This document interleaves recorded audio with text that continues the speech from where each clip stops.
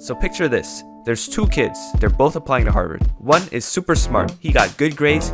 He worked hard, but he couldn't get in because his grades were slightly not enough. The other is some dummy kid who cheated off his friends, but he got perfect grades because of that, and he got in.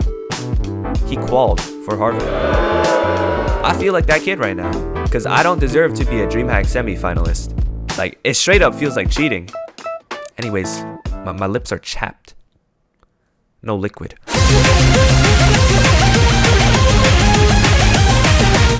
Okay, let's cut to the chase. Here's how you elo abuse to qual out of Dreamhack Open.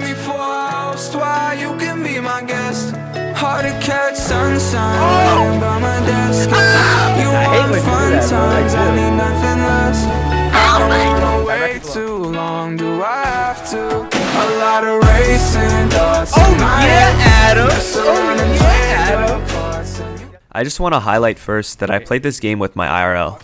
He only has $200 in earnings, but we were still able to place 39th without much effort. Okay, same thing as last video, but I want to emphasize a couple things for duos.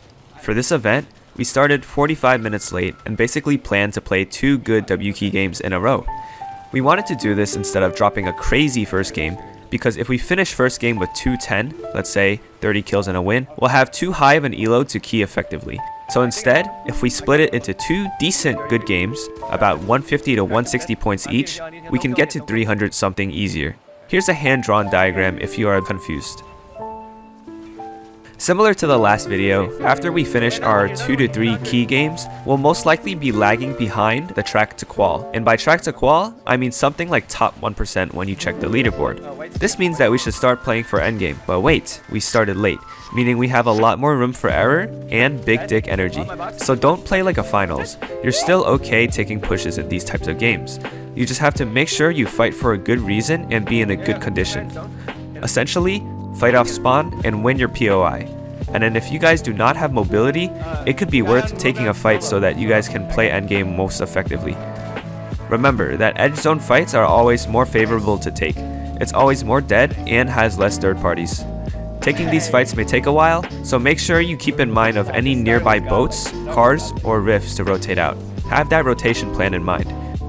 If you have the time too, rotate into upgrade stations if you know there's places nearby for you to farm your hard mounts back up. Once you have your win condition, just continue to play for endgame, meaning as center third as possible, edge fourth, you know the deal. Once you start closing into the final 40 minutes of Dreamhack, assess your situation. How many matches do you have? If you have a lot, dropping start or any other POI to key is definitely an option. If you make it out with God loot, it's worth just fighting kids on edge and playing the game out once the circle is small, so like third zone. If you have about 15 to 20 minutes left and need one game to qual, you should W key and play it out if you're confident with the loot, or just key and then back out once you can't get any more kills. Always remember that you need about 5 minutes to be safe to queue, so if you want to play the last game, back out at like 55. Me and Adam decided to start a game at 25-ish minutes left, and we W keyed start. I want to highlight how we played these fights. We always set up pinches if possible and work together. Remember, you don't need a god teammate with hella earnings to place. You can just play with legit anyone you mesh well with.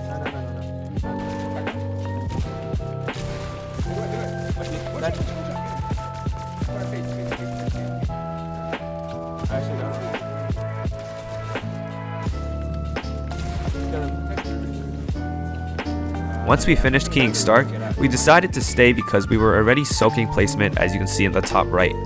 For the next minutes, we just positioned ourselves for zone after I rebooted him and cleaned up a third party that called us. Basically, that's all you need for duos. Here's a summary.